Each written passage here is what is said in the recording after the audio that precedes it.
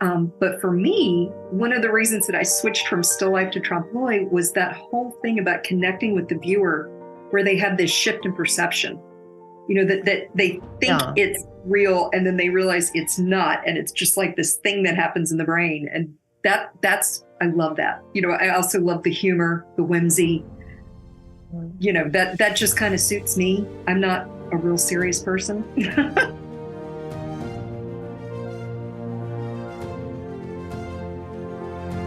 Hi, good Hello. morning. Good afternoon, Natalie. Good morning where you are. Yeah, Yeah, Natalie, where are you based exactly? Where I'm is in good morning for you? yeah, I am in Providence, Rhode Island, which is about an hour south of Boston. Oh, okay. And have you always lived there? No. Okay. I actually grew up in the South and then moved to New York City and lived in New Jersey. And so I'm here now, but I'm not from here. Oh, I see. Okay. So And you're you in Vienna? I'm in Vienna. Yes. Yeah. Wow. But Wow. also originally from South Africa. So I also moved around a little bit. That's wow. But Natalie, I saw your work on Instagram, and I was, you know what? I really had to look and look again, and I couldn't believe what you were doing. And really, it's just unbelievable. Well, thank you. That's very kind of you. Thank you so much. Yeah. Now, where did this way of painting start for you? Oh, that is wow. That is a long story. I don't How long are Okay. we going to talk for? Because I want to give you the short version. Now you We're going can to be tell. here all day. You can tell your story. I mean, let me ask you first, did you start painting as a child? No, I have a Oh, very okay. strange background story. Well, Mm, I don't know if it's strange, but a little different. yeah. I actually used to be a cellist. I had a whole nother career before I started painting. Okay. I had started playing the cello when I was a little kid, 6, 7 years old. I went to performing arts high school when I was 15 and never lived at home again with my family and toured all over the world and just had this career going. I moved to New York when I was in my early 20s to finish a master's degree and sort of had this epiphany that I did not want to sit in an orchestra for the rest of my life because Really. that was really all I had done, which is kind of a very weird way to grow up. Yeah, I understand that. And it's also art forms like ballet because I have children in ballet and I know exactly what you're talking about. It's like it just it's your life then. That's what it is. Yeah. It's your identity. It's just, Mm. that's what you do. I mean, it takes that kind of, I think, dedication Yeah. to do things like ballet or music, or art, I guess. But yeah, I just kind of got to New York and realized I'd had a lot of success with it, which is why I had kept doing it, but was never really a conscious choice. And I was just sort of looking at the rest of my life playing out in front of me, sitting in an orchestra playing Mahler's symphonies, and I already didn't want to do that. So I quit school, dropped out of school, quit playing the cello. I went and got a Wow. job waiting tables and wasn't really sure what I was going to do next. And I just started taking classes at a local art school in New York City, just drawing classes at night for adults because I'd never gotten to take a drawing class Yeah. and it looked fun. But first, I have to tell you this decision must have been huge from because and I think also what we sometimes don't take in consideration. It's that's all you knew. That's all you knew what to do.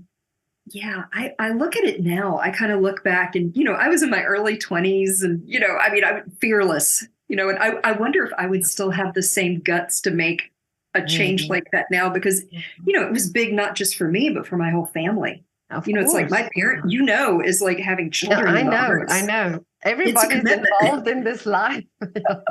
And you support them. I mean, I Yeah. can't think of how many like music camps and cello lessons and all the things that my parents did to Oof. support that for me. No, So I they were know. very, it's hard. Mhm. They were very upset. Yeah, Well, they were concerned. yeah.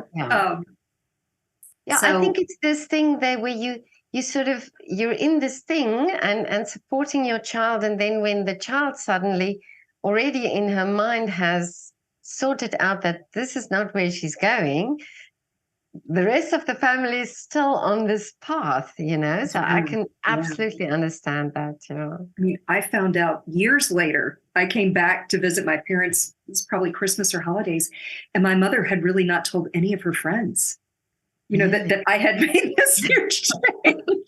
Which, okay. I mean, yeah, everybody got on board eventually. It was fine, but it was a big deal. And Yeah. I just it's like I think just and I still try to keep a little of that in my work today. Is like to still try to be kind of fearless. To make the paintings I really want to make. Wonderful. And Wonderful. not I figure like I've screwed my life up bad enough. I should just go all in. I should make those really silly paintings that people tell me like, I don't know if that's going to sell. Yeah. Yeah, I still try to do that. That's great. I love it. I love that. I think it's brave, and I absolutely love that. But tell me now, so you went for the art lessons, but why? This intrigues me now. So why would you suddenly Yeah, have this urge to do that? I just found it so much more creative. It's like Okay. with Yeah. cello, you're playing the notes on a page. And Mm. I'm not saying that it's not creative because people will hear that and get very upset. But Yeah. to me, it was not as creative as the visual medium, where I Okay. felt like I was really Yeah. telling my story or really bringing something to it besides playing along in an orchestra. Mm. For me, that visual medium just spoke so much more to creativity and expression and storytelling, which is what I really love to do. It just felt so much more personal. Yeah. But did you by that time could you draw, No, or so you couldn't draw I at all? started at ground zero. you know, How? because I meet people, I teach a little now. I love to go and travel and do workshops. And Yeah. I meet a lot of people, even people who are my age or older, and they're like, oh, well, I'm just starting out. This is going to be a hobby. And I'm like, oh no, like if you want to learn to draw and paint representationally, you absolutely can. You need good information and you need Mm. deliberate practice. It's a learned skill like anything else. The one thing that my and I'll get to my teacher in a minute, the man that I ended up doing an apprenticeship with for many years, but he used to always say that he could teach anybody how to draw and paint, but he could never Really? teach anybody what to paint. Oh, That okay. to me is the That harder makes thing. sense. Yeah, yeah. Learning a technical Mm, skill of manipulating paint or drawing or any of that, mm, anybody can learn that with the right teacher, but you mhm. can do that. That's amazing because we all think. I also read recently about this. We all could draw as young children, but we lose that ability because of it must be pressure, or we look at things then in a different way. We look at our paintings in a different way, or our drawings in a different way. Or what would be the reason? I think fear, Oh right? yeah, Like yeah, yeah. rejection, fear, like all those things that drive us not to really embrace ourselves or express ourselves, self consciousness. I think it's those things. I mean, what I do is very high definition realism. I want it to look just like the thing, but I think that kind of goes for anybody. I think confidence in Yeah. your ability and what you're communicating that can I think we lose that as we get older. You our life is shaped by all the experiences we have, and like I think that's where children really they don't have that yet. Like Yeah. they're not fearful of showing someone. They're so, I mean, you see a kid that's drawing, they are like so excited to show you their painting, or their drawing. And yeah, I still try to kind of hang on to that. But now, so tell me then, so you got to this evening class and started then just drawing. And how quick were you able to do that then? I ended up spending about 10 years in New York City studying with people before I really felt Mm, competent.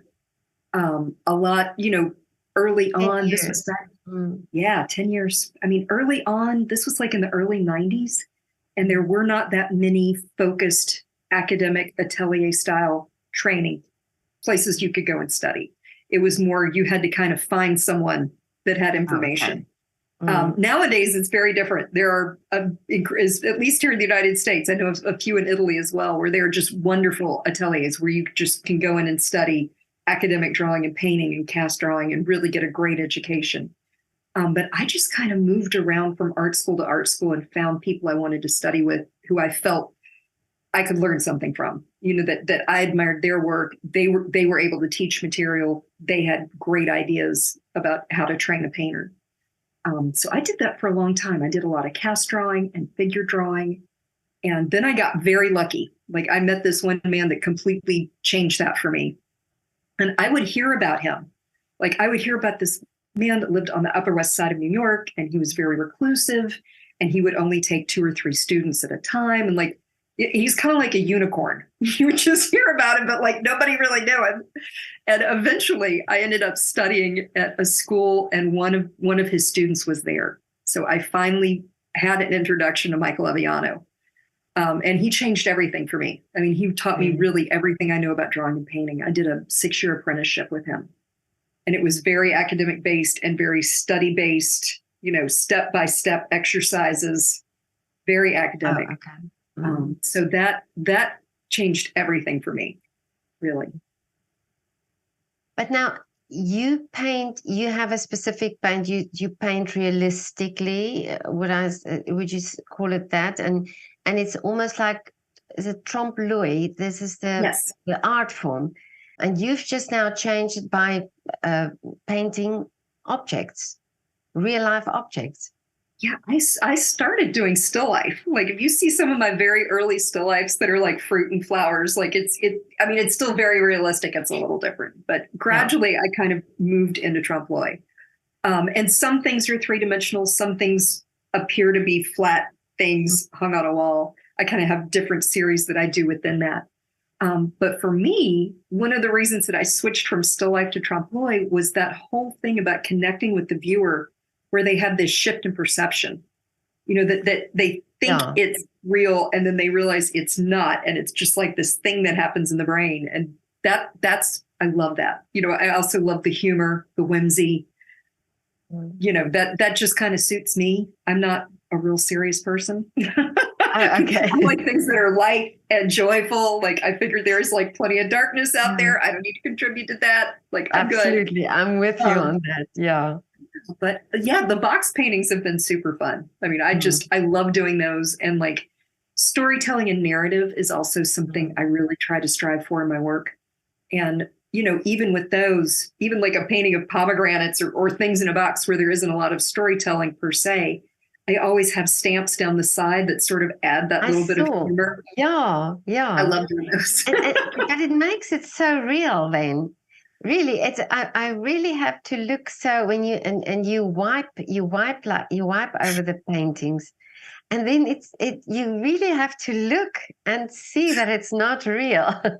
That's a funny thing. Like that seems like I've come up with this really fancy, like I'm just putting varnish on. That's all that is. It's a matte varnish. And when I do those, I have like an old paint can, like a little quart size house paint can. And I prop the panel up on that so I can do the sides and the top at the same time. Yeah. I mean, it's really simple and really silly.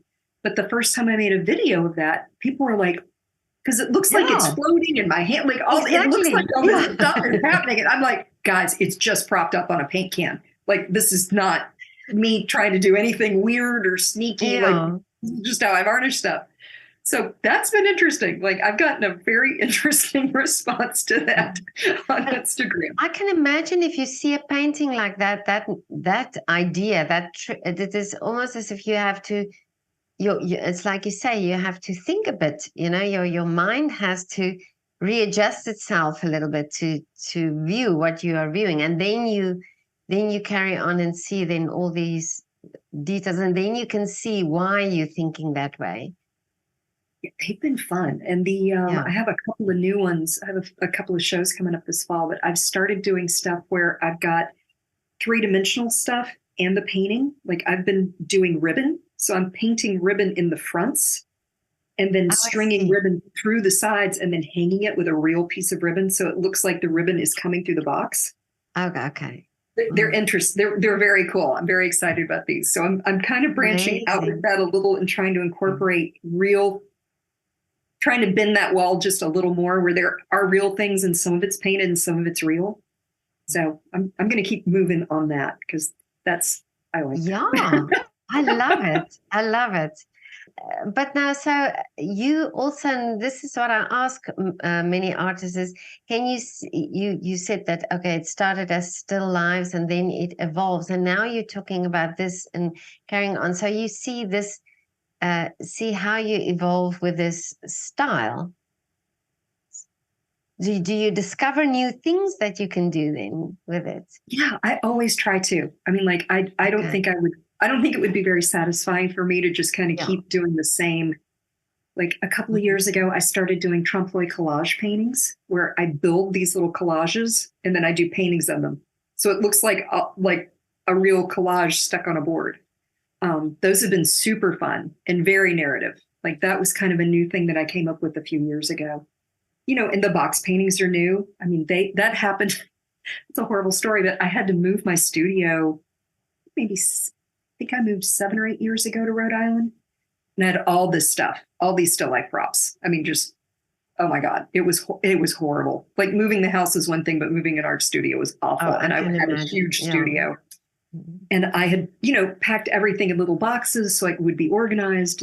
And I got in the new studio, and I literally was unpacking it, and I had all these little boxes with packing paper everywhere, and I was like, oh, like that would be fun to paint, and Really? that is exactly how that came about. I'm like, oh, I'm going to find that. And then I found these panels that are deep on the sides, like these little Yeah. plat, and I just started painting the sides to go with it. I mean, it was that silly. I promise. That's It's not like amazing. highbrow. Yeah. Because I wondered what was the idea of these boxes, where this came from. So it's literally a move. You have to Yeah. move, you have to move an art studio to be able to come up with that. I get very inspired by like things I find. Like I have a whole inspiration board in my studio. And I know some people keep files and notebooks and stuff, but I just like to have little post-its or notes and I just like to stick it on the wall. For me, I need to kind of see it Oh every yeah. day, think about it.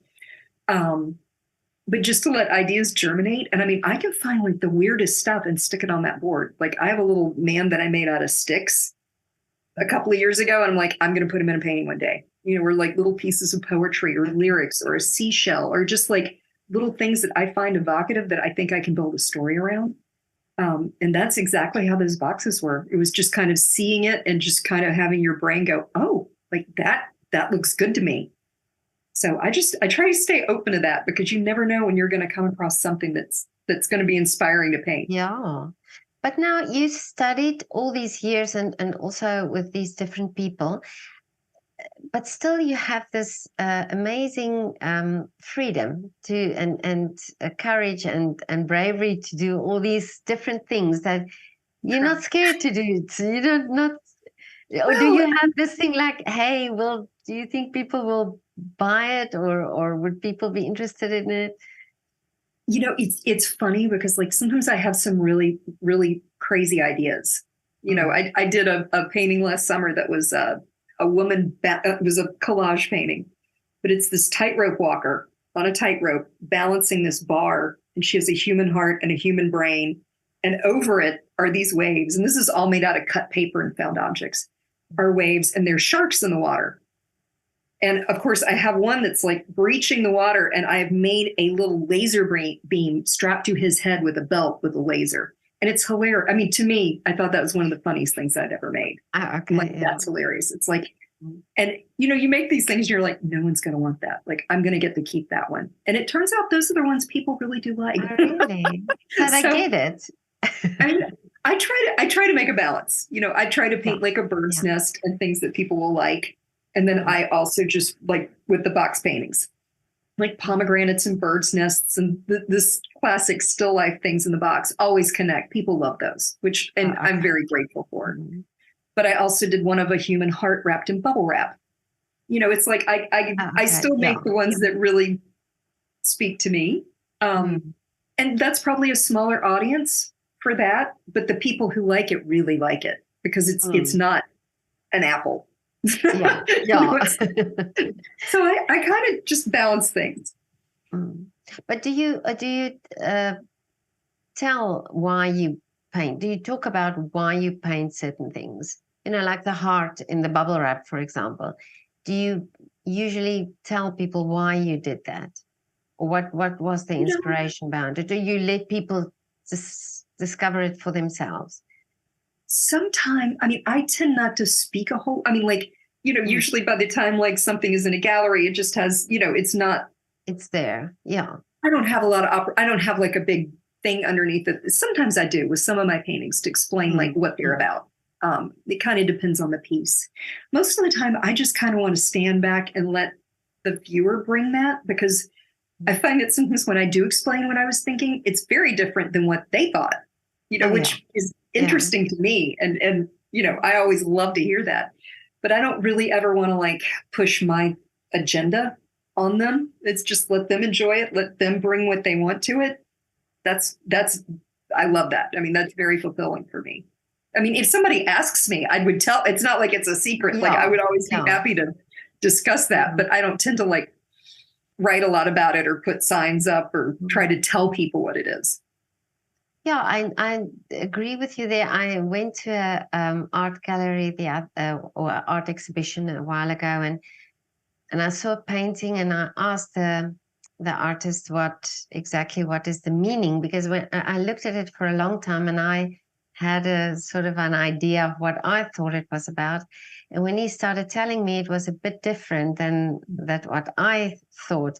But he was also then interested in what I was thinking about it, So this discussion was interesting, but yeah, it was for me also the fact that I think you have to have this chance of seeing what you see in the painting, for you to be drawn to it in a way. I would never want to like stifle that. And I love people interacting with the piece and telling me what they think it is. And sometimes they come up with stuff where I'm like, wow, like really, that's deep. That is so much deeper than it's like, I just kind of wanted to paint that thing, and they're bringing this whole story to it. So I really enjoy that. That must be amazing to have that, because of all we look at things from our perspective, from our reference also, so that must be very interesting. It's you bringing your experience. Exactly. It's like, but I know I keep talking about my teacher, Michael Leviano, but another one of his favorite quotes that like, I think about all the time is that his definition was that art is nature filtered through personality. Oh, yeah. And I think that's true of the artist and the viewer. It's like it's our experience that colors it and makes it meaningful. So. Oh, I totally agree. But now you've studied a very long time when you said 10 years, and then you started painting, or you found your thing, what you wanted to paint. But do you still go back, or do you still get some sort of education, or do you teach? Or this is now your experience, and you're learning through your experience? I love to teach. I don't have, I do maybe a couple of workshops a year. I would love to teach more. I have a really crazy show schedule. So I don't get out of the studio and do that as much as I would like.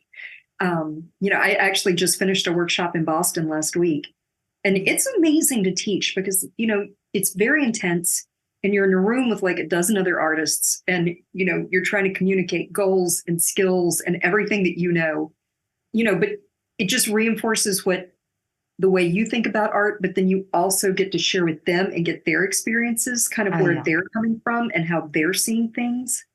I love that. Being able to spend the week with a bunch of artists talking about nothing but art is just very fulfilling and super exciting. Oh, I love it. Yeah. I saw on your Instagram also how you explained the colors, because for this realistic way of painting, you need that specific way of mixing your colors. I think, with representational painting, being able to match the hue, value, and chroma of what you're observing is important. You know, Okay. I was trained using Munsell color theory, which is not for everyone. It's just my training and background. There are Mm. lots of different ways to do this, but I find it helpful. And it's something that I do like to share with other people if they're curious about it, because Mm. it's basically Munsell is, it's a very reliable way to make the same color every time. Right. Munsell was an artist, but his whole color theory thing has been adopted by a lot of the scientific community. And they use it today to manage soil samples. Like all soil samples Really? are graded by the Munsell, which I think is Mm. hilarious. And also things like cookies. Like if you buy a bag of like, I don't know if you have Chips Ahoy in Vienna, but like commercially available cookies, to Mm. keep them all uniform, they use Munsell for the hue, value, and chroma. So all the cookies Amazing. are identical. Amazing. Weird, But right? So yeah. it has a practical application, but he kind of came up with this around 1900, 1907, just to give a language to color so that everything could be measured by a name or a numerical value so that we would all be on the same page. You know, Mm. instead of the Tower of Babel where everybody's bringing all these different things to describing color, it's more of like a universal language. But this shows again how closely related art and science is. And this is what I always want to prove through all these interviews is that we have to see art alongside maths and science. Oh, It's as absolutely. important. Yeah. And like the role that things like neurobiology play in art. You know, it's like, what are we Yeah. really seeing? How are our brains really reacting to Exactly. things? Yeah. Um, you know, it's very interesting to me. I'll just, as an aside, just I'm not a science person. I'm not. Yeah. No, no, That's no. Me not my neither. jam. But But I have a friend, Anthony Wachulis, who is an amazing painter. I mean, just a world class trompe l'oeil painter. But we have talked a lot about composition. And Mm. there are a lot of things with composition where people are like, oh, there's the golden mean and there's the Oh golden yeah. ratio, and there's Mm. these are how you should compose your paintings. Well, he kind of thinks this is all garbage because he's like, that's not how it works. Really? It's like Mm. if you go, there was a guy, Yarbus, who I believe was a Mm. Russian scientist back in the 20s, who was doing all these experiments with eye tracking. Mm. And so he actually started doing these experiments where he would put these goggles on people and show them art. And where does the eye really go? Well, it doesn't go with any of this golden mean stuff. I mean, that is not how people look at paintings at all. Mm. It's, you know, it's maybe areas of highest contrast, but they're looking at faces and hands. And Mm. if you tell people the title beforehand, it will influence how they look at the painting and how long their Amazing. gaze lingers. And you can see this with these like this very scientific eye tracking heat signature eye. It's insane. I mean, it's Mm. just, to me, it's really interesting because we're told one thing in art school, like, oh, it's the golden mean. This is how you Yeah. should design a painting. It turns out like the title actually has a lot more to do with how people actually look at it. So it's more fact based. Yeah. Well, that's really interesting because I read. I always think I can read photographs. I love photographs, and I tend to look at many things in a photograph, and this is why I also uh, don't always like it when the background gets blurred out because it's almost as if it flattens the picture for me, and this way, and I think this is maybe the reason why it's because my eyes can't move in the picture. You know, when they blur the background out and there's no depth, then, and this is exactly, it makes total sense what you are talking now, because you feel your eyes want to move around in the picture and see different things to make the whatever the main focus of the picture is to make sense of it. And then yeah, oh, it's wonderful. It was shocking to me the first Yeah. time he had me send him, I don't know, maybe two or three of my paintings. And Mm. he's like, take in Photoshop, make an arrow how you think people are going to see this. Like Mm. where they're going to look first and where they're going to go next and how you think the eye is going to move through this painting. I'm like, sure, no problem. So I Yeah. did all this and sent it to him. And he had four of his students, two women and two men, because women and men actually do this very differently. Wear Okay. these goggles and look at the Mm. paintings. And it was not anything like what I thought was going to happen. He sent me like a little video back where you could see, and it was like heat sensitive. So you could see these little areas blow up as they looked. It was crazy. I mean, but like you say, with science, like this is real and scientifically based. It's not just people being like, oh, it's the golden mean. Do that. That's how you do it. Yeah. That's interesting with the photos. Yeah. And how wonderful to think that we do look at things a different way. So that, so you cannot judge and say, well, this is how you should look. You look in your way, how your brain allows the eyes to go. Amazing. And it's funny too, because like I've never really used constructs for composition. I've always just sort of done what I thought felt good. Like, well, if I move this over here, I kind of like that.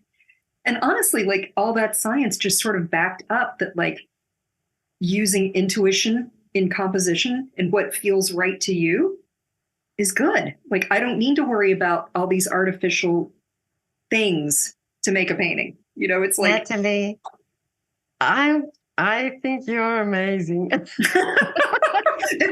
This is Anthony with Jules. I just like followed along. This is not my research at all. I think you're amazing to just do your own thing. This is what I love. I absolutely, because this is what this is needed so that you are doing your thing and yeah, this is amazing. It's fun. It's really fun. I'm very lucky that this is my job. I am. Yeah. So now, and you don't play cello anymore. Nothing. Yeah. No. Okay. I went like cold turkey. Like I was really. I know. It seems weird, but like I was really at the top of my game. And you don't practice for a week. It's okay. If you don't practice for 2 weeks, you're all right. If you practice for a month, you start losing that muscle memory real fast. So I just kind of knew, like, I don't think I would ever have been happy just playing like Mozart quartets on the weekend with friends, because I think it just would have been so sad to lose so much of that skill, just that tactile. Yeah. So yeah, I was done at that point. I was ready to move on. So you found your flow, that they say. You found your flow. Eventually. I mean, it's I've been painting professionally, for 25 years now, almost. I mean, I've been out of school that long. So yeah, I mean, it's been good. I got lucky that I didn't really struggle a lot. I mean, I kind of knew what I wanted to do. Yeah. So and now always it's the one thing to do that, and then of course I can imagine you can paint the whole day and do your thing, but now there's a business side in art as well. So how good are you with the business side of things? I'm okay. I'm okay. I'm always trying to like get better and learn things, and like, I mean, one thing that I will say, people ask me a lot, they're like, well, what's like your one big piece of advice for artists? And it's always to have art friends, to like have personal connections and have a group of people that can support you, professionally, people that you can bounce ideas off of, people that you can go to for help. Big thing. And that's something that's really helped me with the business stuff. It's like when I got out of school, like I said, my teacher was very reclusive. He didn't like have a bunch of gallery contacts or a bunch of collectors or like anything like that I could. I mean, I had to kind of create that on my own. And just having friends, like they showed at this gallery, they would offer advice. It's just kind of being able to build that kind of network and group of friends was really important. And I'm okay at the business. I mean, basically the business stuff just turns out to like do what you say you're going to do on time. That's kind of it. If you can do those two things, you'll be fine.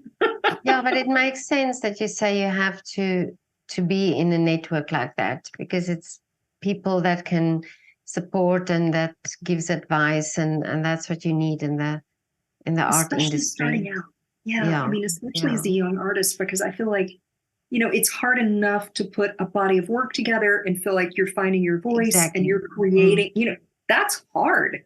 And then on top of it, it's like, oh, well, now you've got to know Photoshop, and you need to know how to edit your images, and you need to know like all this other stuff. And you need to be able to negotiate a gallery contract, and you need to know if you're going to be, if these people are going to take advantage of you. You know, it's like, you're just kind of thrown to the wolves. So, you know, I mentor lots of artists. If people send me a message on Instagram and they're like, hey, I got a question, I always answer. Like, Really? I have time for that. Oh, I absolutely, I will make time to answer that, because like, I remember myself, you know, when I was young, trying to navigate this stuff, and with social media, it's amazing. You know, it's like, we didn't have this back in the 90s. Yeah. There was no internet. So it's like, nowadays you can just reach out to practically anyone. I mean, like, we're connecting right now. Exactly, You're in Vienna. exactly. I'm in Rhode Island. I mean, how cool is that? That would not have happened. No, and this is what I love about social media. You know, some people have a lot of negative things to say about social media, but I choose what I look at. And I discovered you, and you know, you came on my feed, and you know, all these wonderful people that I also speak to. I find them all on Instagram or Facebook, you know, or LinkedIn, all the social media sites. So yeah, this is amazing. It's such a great tool and such a great way of also inspiring. You know, I think inspiring people it's amazing way, because also not everybody would be able to come to you and see your paintings, but now you can see it, even though it's a little screen, but it's Instagram, but it gives you an idea. Oh, it's amazing. Like, I mean, like you said, there's a lot of negative comments about social media, but like, my Instagram feed, I get to see art from all over the planet. Exactly. You know, and meet artists and like connect, and like, I couldn't have done that. I mean, just on my own, like, you know, it's amazing, really, when you think of like this little thing we carry around in our pockets, like just what we can learn and the access and see is amazing. So when you sit on the train, you can quickly go visit an art gallery, basically, you know, on the other side of the planet. I mean, that's the cool thing. So yeah, but I will always, you know, it's made everything so broad and so wonderful just to be able to connect. But I love to chat with people. Like, anybody that sends me a DM or a comment and like they have a question, I always try to answer it, especially with business stuff. You know, it's like being able to recommend a gallery to someone. Or I had a person that I know a few years ago who was having trouble with a gallery, and I was like, well, send me your contract. And we went over it. They were trying to make her pay the fees on their credit cards for their sales. And I'm like, that's not okay. That's not standard. They should not be doing that. This is not cool. This is not gallery industry standard stuff. They're taking advantage of you. So, you know, just even things like that. It's good. We're all connected now. We have to use that. Exactly. No, I totally agree with you. But now, Natalie, tell me, what are still the wishes for you for the future? You've done so much already. I want to just keep painting and keep growing and keep getting better, and, you know, making paintings that I love and that delight me. And, you know, I have a big show that I want to do. I don't know if I'm going to do it next year or the year after. I'm not really sure. That's just very like female centered. I'm going to call it Pure Heroine, but HEROINE. Which is, it's actually the title of an album by Lorde, but I love it, so I'm going to steal it. Just like very female centric, you know, a lot of like myth and legend and strong women doing amazing stuff, and just kind of create a whole body of work around that. So I have a bunch of ideas on that. I'm looking forward to that. And will it also be in a Tromp style? I think I'm going to do one still life for that one. That I have. It's funny because painting those pomegranates lately, I just kind of started doing a lot of reading about pomegranates and symbolism, what they mean. And, you know, that kind of sent me down like the whole thing with Persephone and Hades and like Queen of the Night and the underworld and all that kind of stuff. I just, this rabbit hole, but I realized I really want to paint a vanitas, like with a big skull and pomegranates and flowers, and do a whole thing about Persephone, but make it a very narrative still life. So I am going to make a still life. Only one. I'm going to read about pomegranates now. I joke around. I tend to also go down rabbit holes always. So I'm going to read about it now. Yeah, interesting. Oh my God, they're so beautiful. I mean, they're just so beautiful to paint and just, yeah. I always joke around on Instagram. I call them the Beyonce of fruit because they're Is it? Okay. they're amazing. Oh, wow. Natalie, this was so great talking to you. Your work's so beautiful, so wonderful. And do you ever come to Vienna? I was in Budapest right Oh, before the okay. pandemic. I got close. Yeah, you got close. You have to come. Come and do I would an love to. exhibition here in Vienna. Oh, I would love to. It's such an Yeah, amazing city. I mean, yeah. I would love I to. would I would so love to see your work so in real life. But you It would never be know. fun. Let's put it on You the never know. let's put it on the wish list. You never know. You never know. I mean, I would love to do something like that. Yeah. Yeah. But Natalie, have a lovely afternoon. You too. Thank you so much. This has been fun. And I'll look Yeah. for you on Instagram. We'll like cross Yes, paths. definitely. Very And good. let me know whenever you come to Vienna. I will. We'll grab that is not out of the question. yeah, So we'll definitely grab a coffee. I'd love that. That'd be Yeah, amazing. okay. Thank you so much. Okay, Natalie. See you soon. Bye.